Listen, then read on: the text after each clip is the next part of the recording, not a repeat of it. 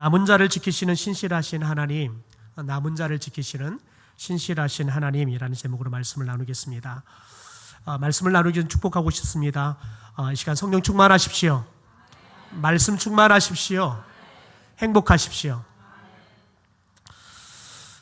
제가 오후에는 마음이 참 무거운 시간을 보내고 있습니다. 제가 첫 전임 사역을 할 때 처음으로 태어나서 교회 생활을 시작하면서 정말 열심히 말씀 안에서 또 신앙으로 세워져 갔던 두 부부가 있는데요. 제가 목회하면서 만났던 사람들 중에서 가장 독특한 은사를 받으셨던 분들이십니다. 두 분 다 고등학교도 너무너무 가난하셔서 졸업을 못하시고 중졸로 이렇게 어린 나이에 객지에 나와서 돈 벌며 살다가 만나서 결혼하셨던 분들인데요. 그러다 보니까 정말 어렵게 자수성가하셔서 사셨던 분들입니다. 그런데 그분들이 이제 늦지막이 이제 예수 믿고 그러면서 교회 생활을 시작하셨는데 하나님이 두 분에게 아주 독특한 열심과 달란트를 주셨어요. 그건 뭐냐면 하나님의 말씀을 두 부부가 매일매일 틈만 나면 정말 열심히 읽는 겁니다. 그런데 이분들이 난생 처음 성경을 읽으니 아는 것보다 모르는 게 태반이죠.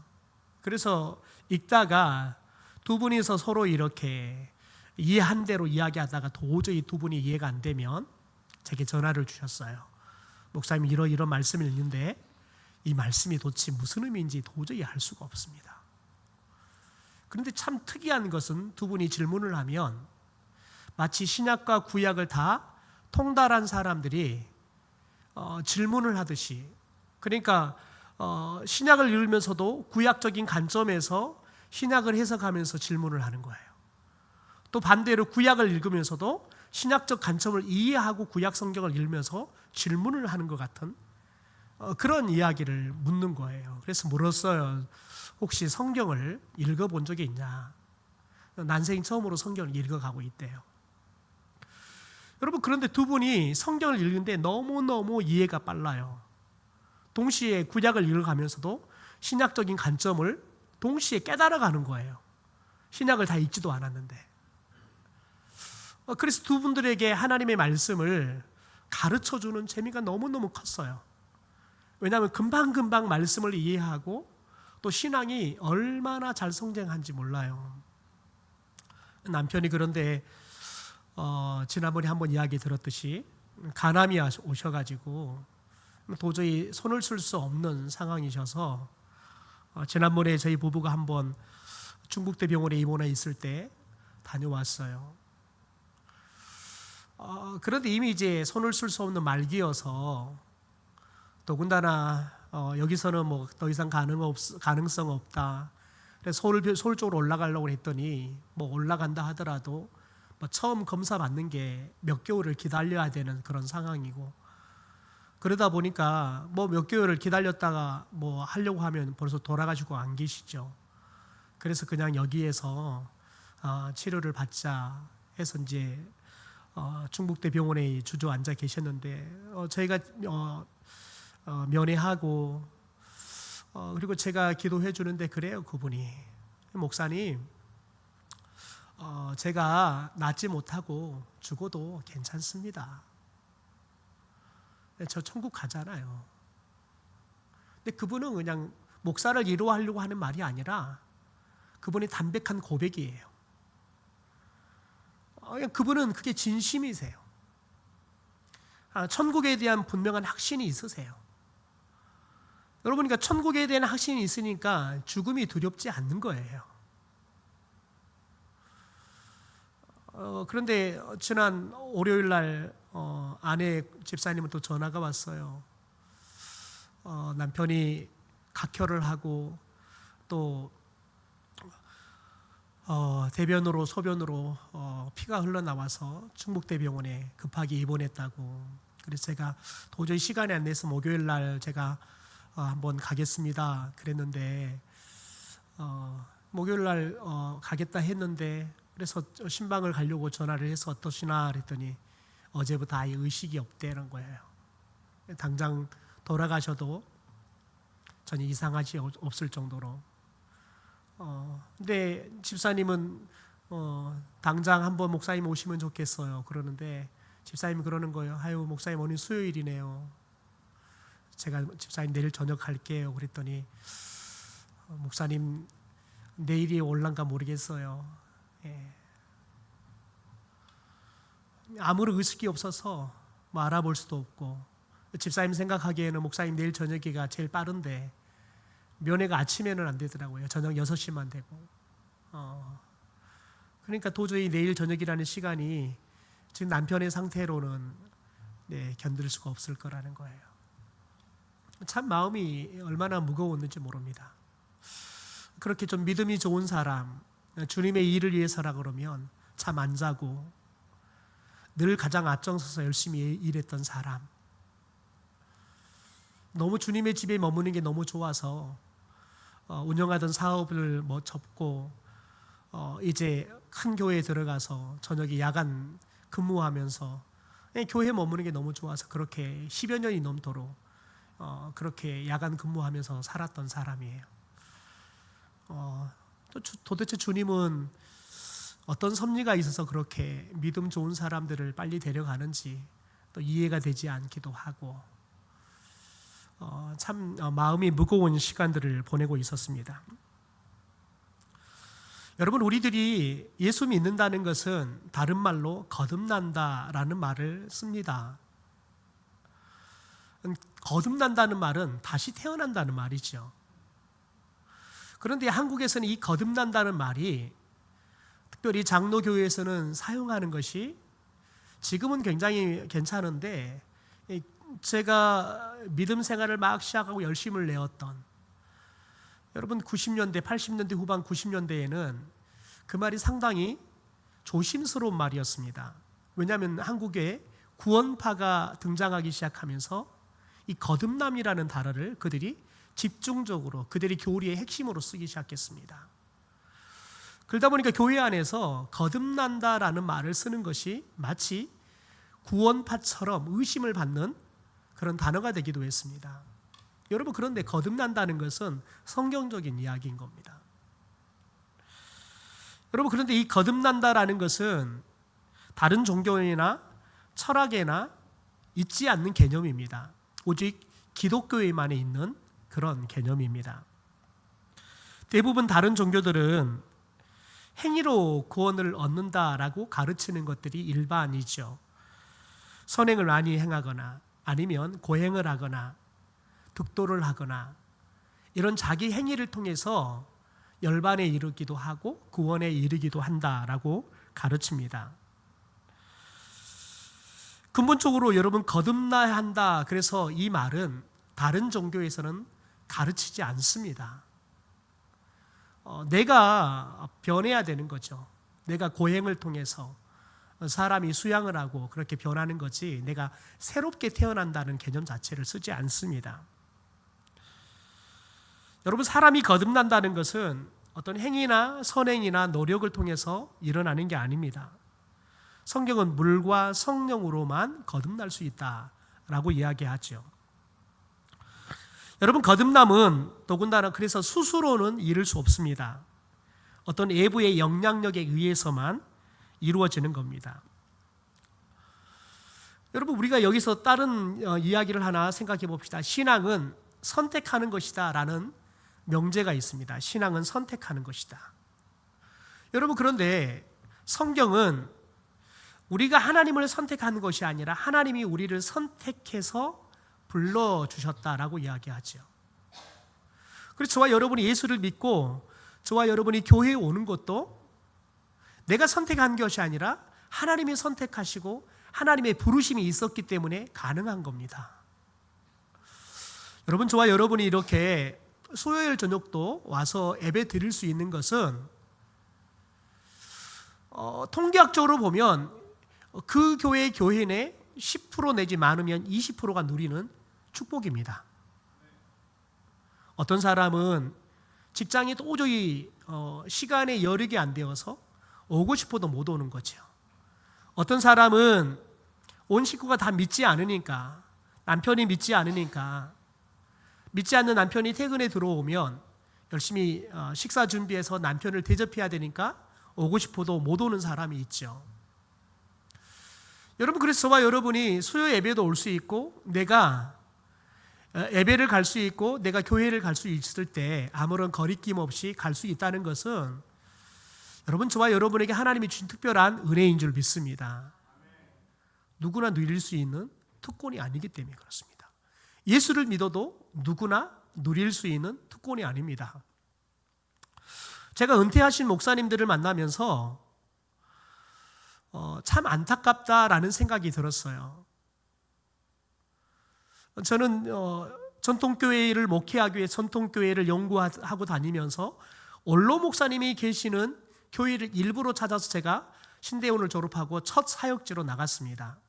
원로 목사님이 계시는 교회, 원로 목사님과 어떻게 동행하며 목회를 하는 것이 건강한 목회를 할 수 있는지. 감사하게도 제가 처음 나갔던 청주 은광교회는 원로 목사님이 은퇴를 하시고 교회를 그대로 나오셨습니다. 더 놀라운 건 원로 목사님이 새벽 예배, 수요 예배, 공식적인 예배는 다 나오셨습니다. 여러분, 그런데 담임 목사님은 그것 때문에 불편함이 하나도 없으셨습니다. 더군다나 원로 목사님이 개념 정리가 분명하셨습니다. 나는 이 교회의 목사로 나오는 것이 아니라 이제 한 사람의 성도로 이 교회를 출석하는 겁니다. 이 개념이 분명하셨습니다. 그래서 이분은 제일 앞에 앉으십니다. 제일 앞에 앉으셔서 설교를 하면 내 아멘, 아멘 가장 점잖하게, 그리고 정성을 다해서 하나님의 말씀을 들으셨습니다. 제가 부임하고 12월에 부임하고 2월에 명절 때 목회자들이 이제 세배를 드리러 갔어요. 그랬더니 원로 목사님이 저희들에게 그런 말씀을 하는 거예요. 자기가 은퇴하고 한 사람의 성도가 되어서 예배를 드리는데 이제 말씀이 들린대요. 말씀이 은혜가 된대요. 자기가 목사였을 때 말씀이 이렇게 은혜가 되고 말씀이 이렇게 깨달았으면 참 좋은 목사가 됐을 것 같은데, 자기가 목회를 다 내려놓고 70이 넘어서 한 사람의 평신도로 돌아가서 예배를 드리는데 그제서야 말씀이 들리신대요. 그래서 매일마다 하나님의 말씀을 펼쳐놓고 말씀을 읽는 게 너무너무 행복하시다는 거예요. 말씀을 읽어가는데 정말 다윗이 말씀이 성이꿀처럼 달다는 말이 자기가 은퇴하고 난 다음에 그게 너무너무 깨달아져서 너무너무 말씀을 읽는 게 행복하다는 거예요. 그분은 단 한 번도 은퇴 이후에 축도조차도 하지 않았습니다. 강단에 단 한 번도 올라가지 않으셨습니다. 은퇴하신 장로님들이 이제 숫자가 많아지니까 어느 날 우리 은퇴하신 당회원 모임을 좀 만들자 해서 만들었습니다. 첫 모임에 담임 목사님을 초청하셨습니다. 그리고 다른 부교육자들도 초청을 하셨습니다. 그런데 식사를 다 하고 나니까 은퇴하신 장로님들께서 담임 목사님에게 그렇게 이야기하는 거예요. 아유, 목사님 오셔서 목회를 열심히 해주셔서 감사합니다. 그런데요 나오는 게 그때부터 안 좋은 거예요. 한 은퇴하신 장로님이 좀 세신 장로님이 목사님의 자기가 생각하기에는 문제점에 대해서 이야기했어요. 그랬더니 원로 목사님께서 자리를 박차고 일어나셨어요. 그리고 이렇게 말씀하셨습니다. 이거 하시려고 이 모임 만들려고 했냐고. 우리가 시무일 때 하나님께서 시무 당회였던 우리를 들어서 사용했던 것처럼 지금 시무하고 계시는 목사님과 우리 장로님들을 하나님께서 들어서 이 교회를 끌고 가는데 쓰신다고. 은퇴했으면 뒤에서 하나님이 시무하신 당회원들을 하나님이 들어 쓰신다는 믿음을 가지고 이분들을 위해서 기도해주고 이분들을 위해서 격려해주고 이분들을 위해서 기도해주면 되지, 뭘 감나라 대추나라 뭘 훈수를 두려고 하냐는 거예요. 우리가 겪어와서 당해운으로 산다는 것이 얼마나 힘든 일인지 누구보다 잘 알면서 뭘 거기다가 또 숟가락 하나를 더 얹어서 당해운들이 목사님이 힘들게 하냐고. 이럴 것 같으면 다음 달부터 모이지 말아라고.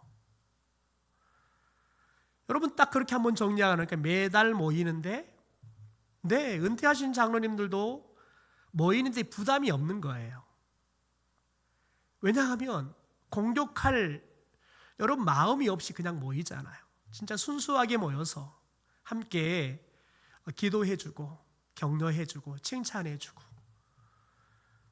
원로 목사님이 그렇게 자리를 잘 지켜주시니까 여러분 교회가 너무 안정적으로 가는 거예요.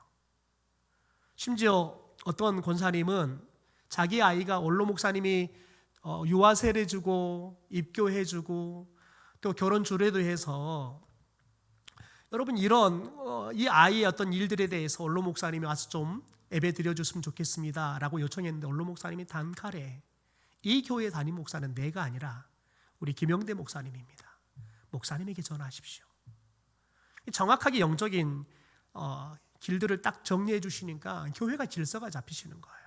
그리고 늘 예배 끝나고 나오면 제일 먼저 나오시면서 90도로 인사하시는 겁니다. 목사님, 전도사님, 정말 좋은 말씀 들려주셔서 감사합니다. 은혜 많이 받았습니다.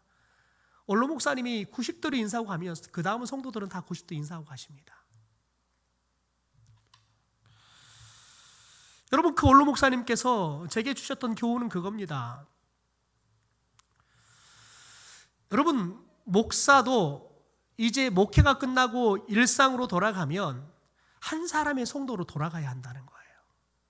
여러분 그런데 그 목사님 외에 은퇴하신 원로 목사님, 은퇴 목사님들이 은퇴하고 난 다음에 예배를 정상적으로 드리시는 분들을 저는 본 적이 없습니다.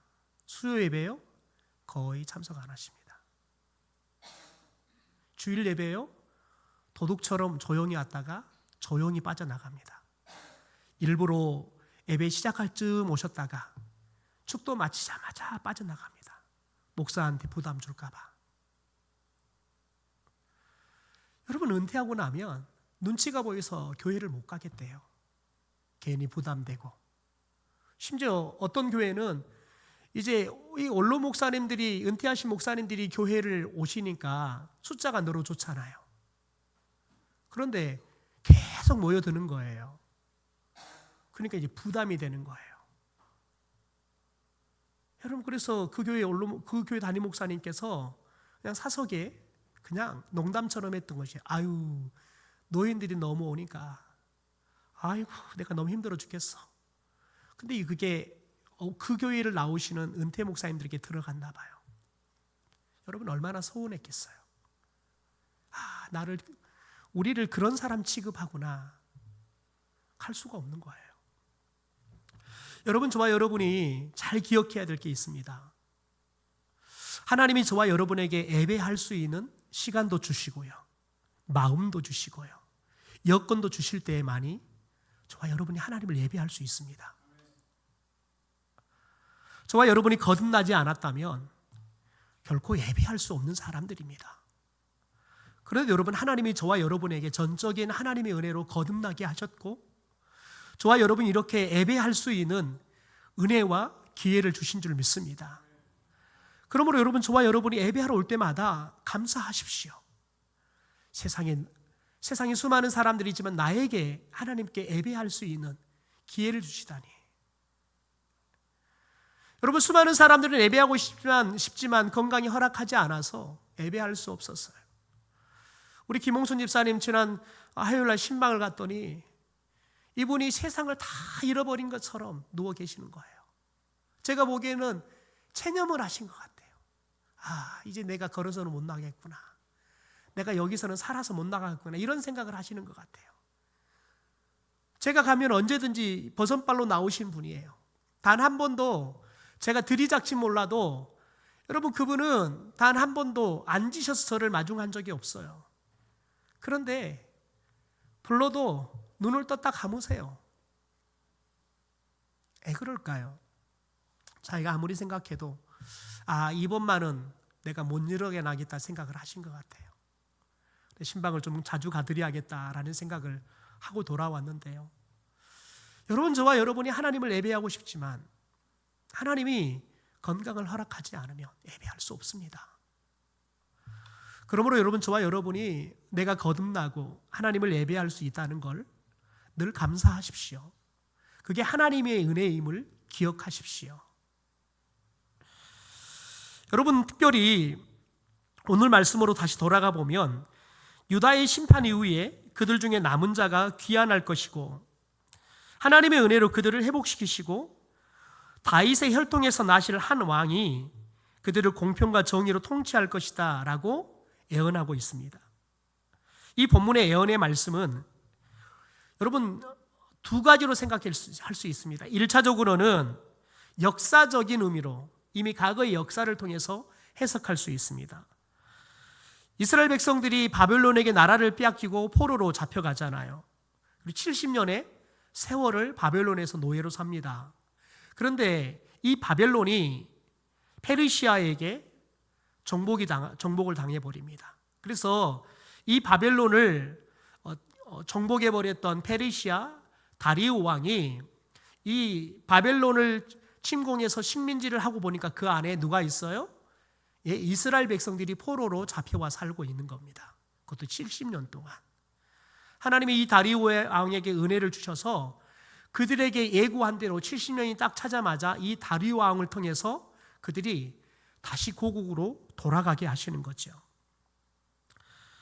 여러분, 그래서 그들이 돌아와서 자신의 나라 이 유다를, 이스라엘을 다시 재건할 것이다 라는 이 예언의 말씀이 1차적인 의미입니다.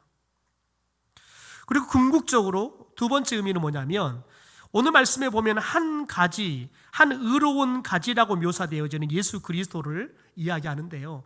다윗의 혈통으로 태어나신 예수 그리스도가 사망과 죄의 권세를 깨뜨리고 하나님께서 구원하기로 작정하신 남은 자들을 구원하시고 영원한 하나님의 나라를 건설하신 이후에 그들의 왕이 되어서 공의와 정의로 다스릴 것을 예언한 내용이 두 번째 의미라고 볼 수 있습니다.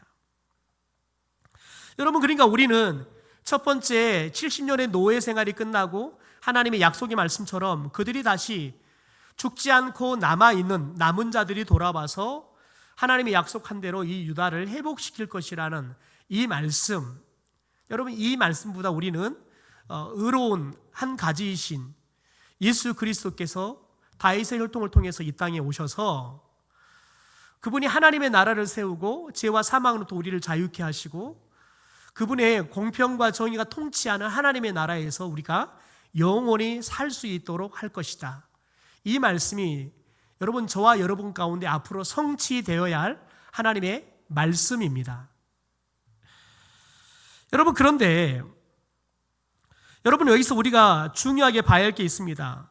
이 남유다의 왕가가 몰락하고 심판을 예고한 대목에서 다윗에게 의로운 가지가 나서, 그러니까 즉 이제껏 실패했던 통치, 즉 하나님의 공평과 정의를 이루는 통치가 여러분 지금까지 온전히 일어나지 않았지만 지금부터 하나님의 통치가, 하나님의 정의가 여러분 세워지는 그런 나라가 일어날 것이다 라고 하나님께서 약속하시는 거죠. 그러니까 여러분 이것은 우리 가운데 소망을 주는 겁니다.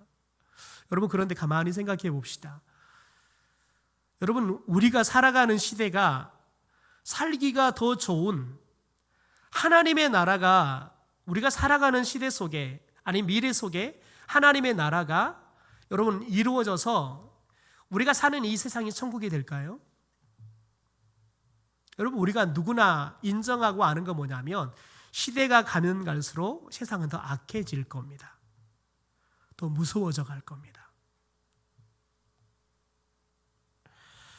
여러분, 그래서 이 말씀 마치 다 죽어가는 고목에서 새순 하나가 올라오는 것처럼 거의 희박한 이야기죠. 여러분, 소망 같은 이야기예요.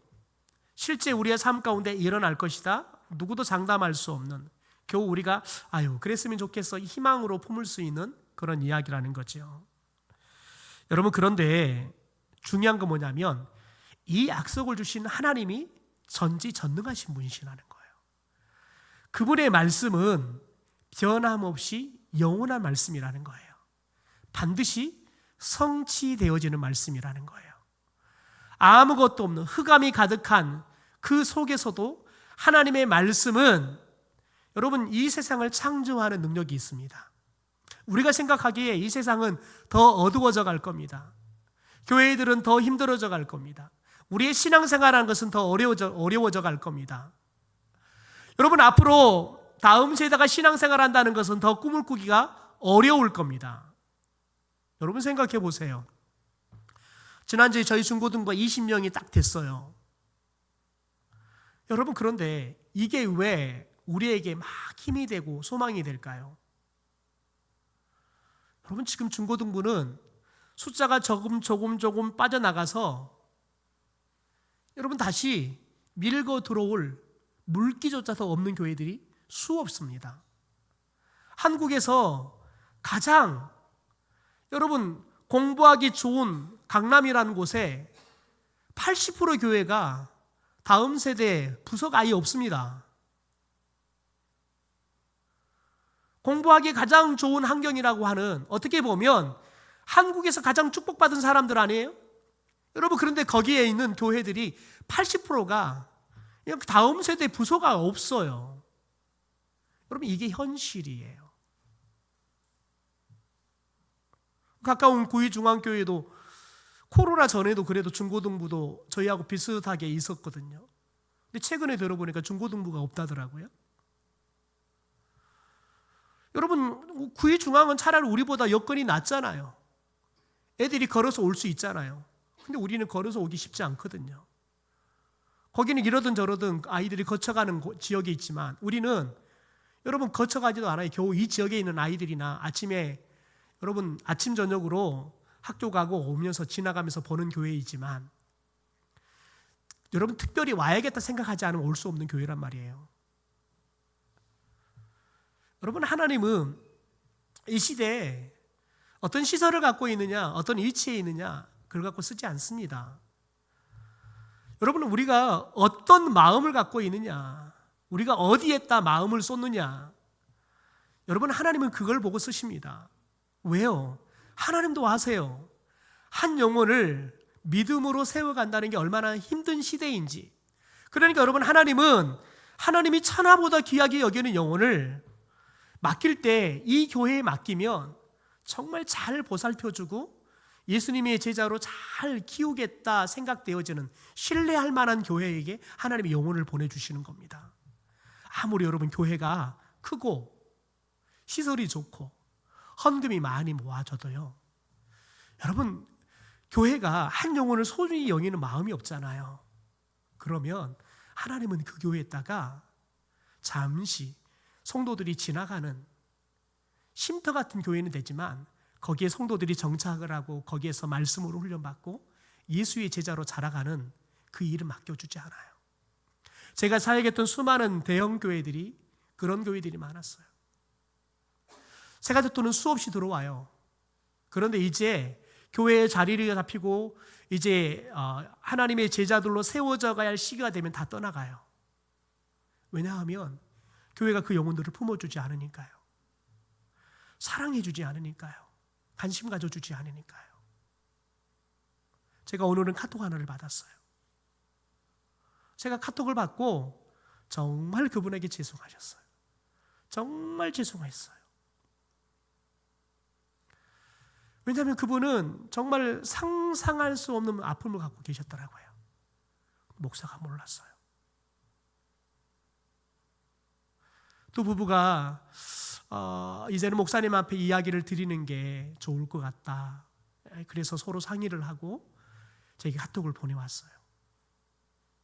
그래서 제가 정말 죄송하다. 성도들이 그런 아픔들을 이야기할 수 있는 신뢰하는 목사가 돼야 되는데 그런 신뢰할 만한 신뢰를 주지 못한 목사인 것 같아서.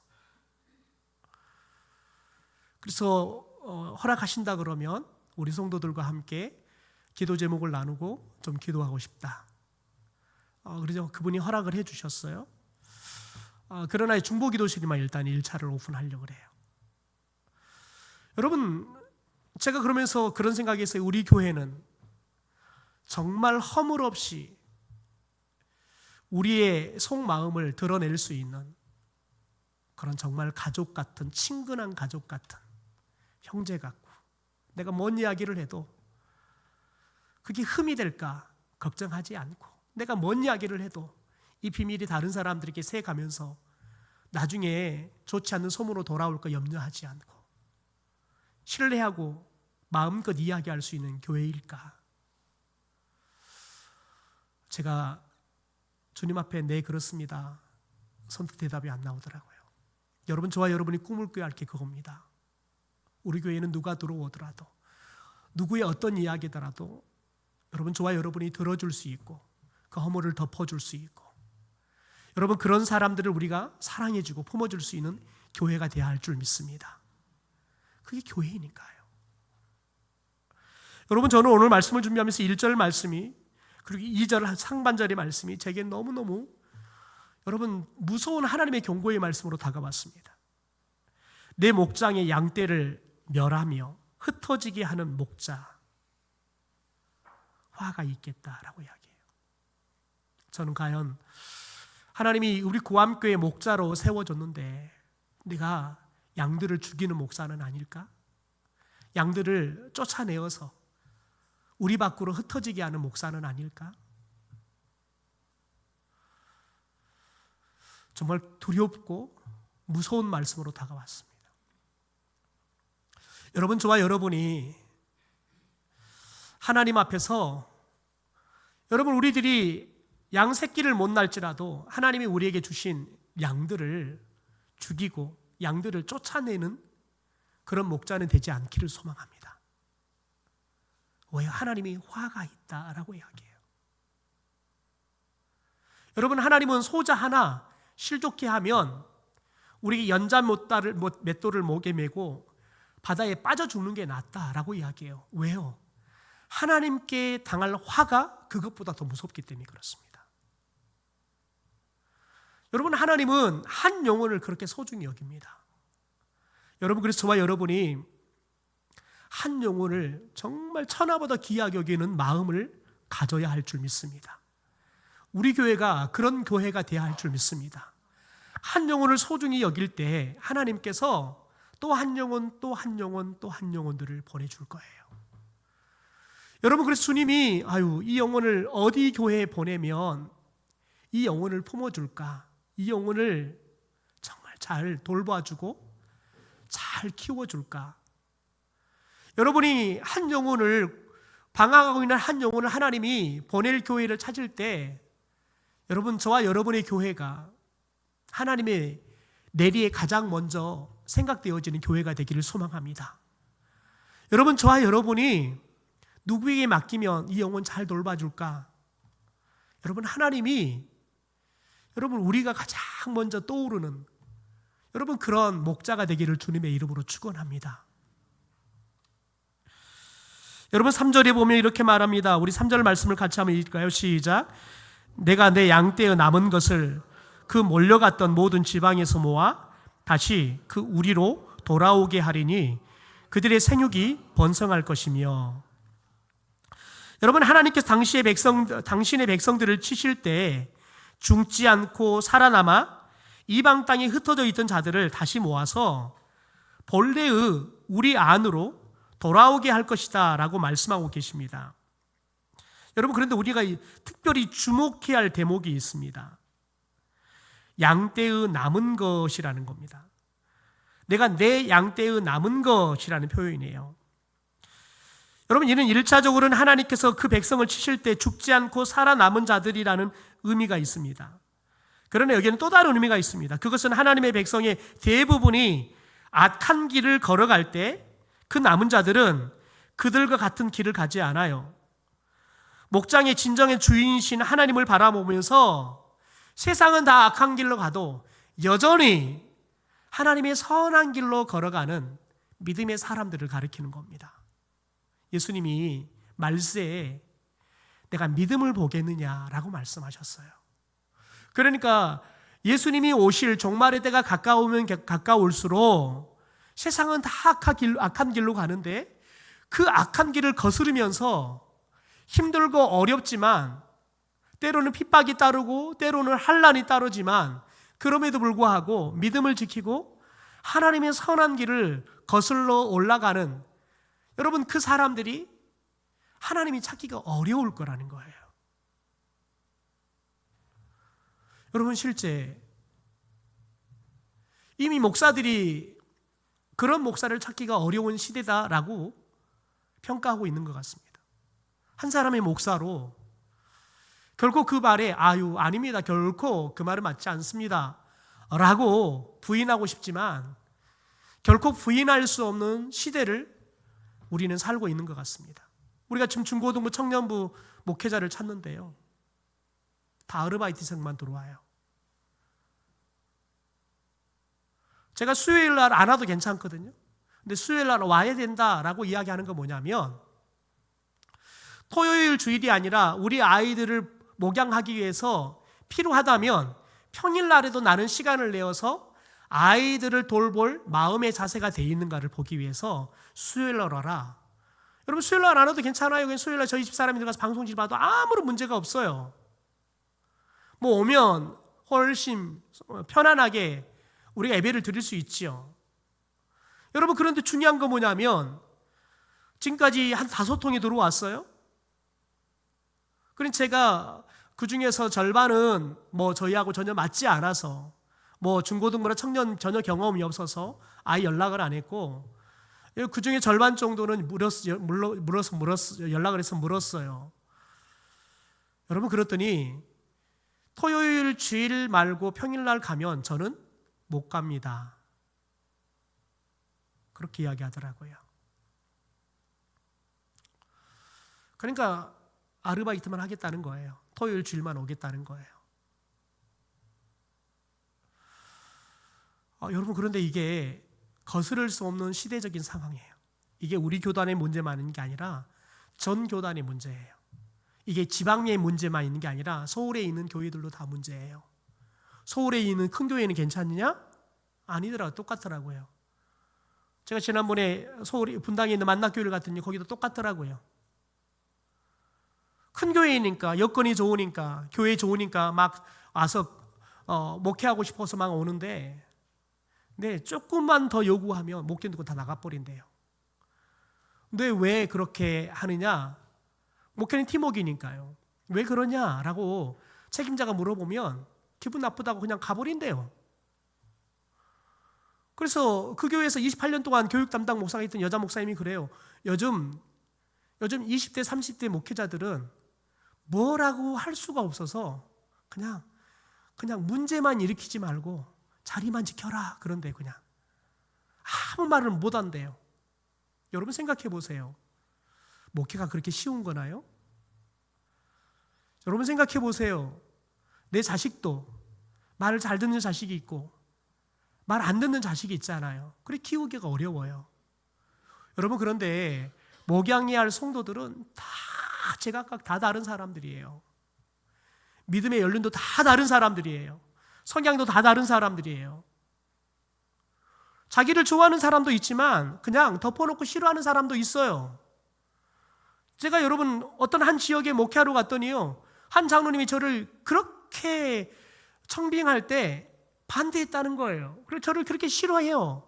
왜냐? 자기는 경상도 사람인데 호남 사람이라고 덮어놓고 싫어하는 거예요. 덮어놓고 전라도 사람이니까 뽑으면 안 된다 그랬다는 거예요. 그것도 경상도도 아니고 충청남도에서 목회를 할 건데, 그래놓고 덮어놓고 제가 가니까 싫어해. 저는 쳐다보지도 않아요. 저는 몰랐어요. 나중에 부목사님이 그 이야기를 해주는 거를 제가 설교할 때 보니까 저를 안 쳐다보더라고요. 여러분, 생각해 보세요. 그러면은 목사는 그런 사람 싫어해야 합니까? 나 안 쳐다보니까 뭐 중이 싫으면 지가 떠나야지. 여러분, 그렇게 합니까? 아닙니다. 품어줘야 되는 거예요. 그게 목사의 숙명이에요. 여러분, 그런데 여러분 조그마한 말 한마디에 낙심해버리고 내가 목회 안 할란다 그래버리면 여러분 얼마나 힘든지 몰라요. 제가 함께 목회했던 교회에 관리 집사님을 하셨던 분이 계세요. 그래서 저하고 꽤 오랫동안 왔다 갔다 하면서 왕래하고 같이 기도하고 했던 분인데, 제가 9월 14일이 음력으로 생일인데 9월 14일 양력으로 이제 카톡에 생일이다 올라갔나 봐요. 그래서 막 숙한다고 막 연락이 왔어요. 그래서 물었어요. 집사님, 저 요즘 어디 계시나 했더니 수원에 계신데 뭐 하세요? 그랬더니 시내버스 운전한대요. 근데 그분이 뭐라 그런지 아세요? 교회 관리 집사 한 것보다 시내버스 운전하는 게 너무너무 편하대요. 너무너무 행복하대요. 왜 그럴까요? 여러분, 교회는 성도들이 한 사람 한 사람 다 주인이에요. 다 시험시예요. 와가지고 도대체 청소가 왜 안 됐어? 여러분, 힘든 거예요. 근데 그분은 정말 기도를 열심히 했던 분이거든요. 믿음이 진짜 좋았던 분이에요. 여러분, 그런데 그분이 서울 가가지고 얼마나 뒤에 버렸든지, 서울 가서 관리집사 했는데 얼마나 뒤에 버렸든지 가서 시내버스 운전하는데 하루에 10시간 운전한대요. 근데 관리집사 한 것보다 훨씬 행복하대요. 여러분, 시내버스 타는 사람들이 쉬운 사람들이에요? 그런데 여러분, 교회에 관리집사 한 것보다 훨씬 편하대요. 이게 뭐가 잘못돼도 한참 잘못됐잖아요. 저는 솔직히 제가 목회를 하면서 저는 이 관리 집사님들의 사랑을 참 많이 받았어요. 제가 처음 교육전사 나갔을 때는 관리 집사님과 가면 금요일 저녁, 토요일 저녁을, 때로는 주일 저녁을 함께 같이 잤어요. 그러니까 아버지 같아요. 그래서 너무너무 좋아요. 저는 그래서 관리 집사님들과 너무 지금도 순천 제일교회 관리 집사님은 연락 주고 받습니다.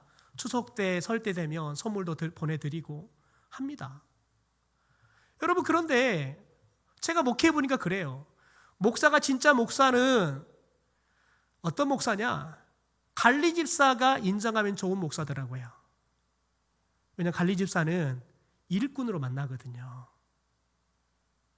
여러분, 처음부터 딱 목사가 들어온 순간, 출근한 순간 관리 집사 일하는 모습들이 다 보여요. 그러니까 여러분, 목사가 관리 집사를 어떤 관계를 일하느냐에 따라서 목사가 좋은 목사인지 아닌지를 가늠할 수 있더라고요. 실제 관리 집사님들이 그런 말을 해요. 진짜 좋은 목사는 관리 집사를 잘합니다 라고 이야기를 하더라고요. 여러분, 저와 여러분이 하나님이 찾으시는 남은 자, 여러분, 그 사람들은 거듭난 사람이에요. 거듭나서 하나님의 백성이 된 사람이라고요. 여러분, 하나님의 백성이 됐다는 건 뭐냐면 천국을 산다는 거예요. 여러분, 저와 여러분이 사는 곳에 천국이 돼야 하는 거예요. 여러분, 그런데 과연 저와 여러분이 살고 있는 우리 가정이 천국이나요? 우리가 신앙생활하고 있는 우리 교회가 천국입니까? 여러분, 그러면 우리는 고민해야 돼요. 왜요? 진짜 거듭나지 않았다면 우리는 천국을 못 살아요. 천국을 이루지 못한다고요. 여러분, 때로는 그럴 수 있죠. 우리는 천국을 열심히 만들고 있는데 어떤 몇 놈들이 들어와가지고 막 해코지를 하는 거예요. 시끄럽게 하는 거예요. 여러분, 실제 그런 교회들 의외로 많습니다. 실제 신천지 추수꾼들이 막 들어와서 산옮기기 작전해가지고 아예 교회를 혼란했게 목사를 쫓아내버리고 쟤네들이 목사를 앉혀서 신천지 교회를 삼아버린 교회도 있습니다. 여러분, 그런데 중요한 건 뭐냐면 그런 교회를 제외한 나머지 교회들은 여러분, 성도들이 거듭나서 저와 여러분이 하나님의 백성으로 살아간다 그러면 저와 여러분이 있는 곳 그 어디나 하나님과 함께 한다 그러면 하나님의 나라가 돼야 한다는 거예요. 여러분, 그 남은 자를 하나님께서 예수님이 다시 오실 때 그들을 찾는다는 거예요. 여러분, 그러므로 저와 여러분이 오늘 예수님이 오늘 저녁 이 땅에 오신다면, 우리를 찾아오신다면 하나님이 찾으시는 남은 자가 될 자신이 있으십니까? 여러분, 이게 저와 여러분이 우리 교회가 여러분 지향해야 할 교회의 온전한 모습인 줄 믿습니다. 저와 여러분이 거듭난 남은 자가 되는 거예요. 이 시대에 믿음의 사람, 천국을 이루며 천국을 확장하며 살아가는 하나님 백성들이 되어야 한다는 거예요. 여러분 베드로전서 4장 17절 18절의 말씀을 읽어보겠습니다. 같이 읽죠. 시작. 하나님의 집에서 심판을 시작할 때가 되었나니 만일 우리에게 먼저 하면 하나님의 복음을 순종하지 아니하는 자들의 그 마지막은 어떠하며 또 의인이 겨우 구원을 받으면 경건치 아니한 자와 죄인은 어디에 서리요? 라고 이야기합니다. 여러분 베드로가 주님이 다시 오실 때 어디로부터 심판이 시작된다 그래요? 하나님의 집에서 심판이 된대요. 하나님의 집에서 심판이 시작이 된대요. 왜요? 하나님의 집에 있는 사람들 중에서 여러분 하나님의 심판을 견디지 못하면 밖에 있는 사람들은 심판을 견딜 수 있는 사람이 단 한 사람도 없어요. 여러분 그러니까 심판할 사람과 구원할 사람을 어디서 가르면 끝나는 거예요? 하나님의 집에서 가르면 끝나는 거예요. 밖에는 여러분 없으니까요. 그래서 하나님의 심판은 하나님의 집에서 시작된대요. 여러분 이것을 뭘 말하냐면 하나님의 심판은 누구로부터 시작된다는 거예요? 여러분 저 절에 있는 여러분 중부터 시작되는 게 아니에요. 교회 안에 있는 하나님의 백성으로부터 시작된다는 거예요. 여러분 이것은 두 가지 의미가 있습니다. 성도들에게 하나님께서 그만큼 하나님의 자녀라는 특권을 주셨으면 특별한 책임을 묻는다는 거예요. 두 번째, 여러분 남은 자가 되면 하나님의 심판을 피해서 하나님의 구원을 가장 먼저 경험하게 될 거예요. 하나님이 심판하러 왔는데 남은 자는 심판을 당하는 게 아니라 어떻게 해요? 하나님의 구원을 경험하는 거예요. 여러분 저와 여러분이 하나님의 심판대 앞에 섰을 때에도 하나님의 구원의 백성으로 설 수 있게 되기를 주님의 이름으로 축원합니다. 그래서 여러분 저와 여러분이 기도해야 돼요. 하나님, 우리가 매일 일상생활 속에서 내가 거듭난 자, 하나님의 남은 자로 믿음을 지키고 살게 하옵소서. 199명이 다 믿음을 떠난다 하더라도 나 한 사람 마지막까지 믿음을 지키는 남은 자가 되게 하옵소서. 우리 교회가 다른 교회가 다 믿음이 무너져도 우리 고암교회는 믿음의 최후의 보류가 되어서 믿음을 지키는 교회가 되게 하옵소서. 하나님의 심판이 제일 먼저 임하는 교회가 되게 하옵소서. 여러분 이게 저와 여러분의 기도가 돼야 돼요. 하나님의 심판은 하나님의 집부터 시작되는 거예요.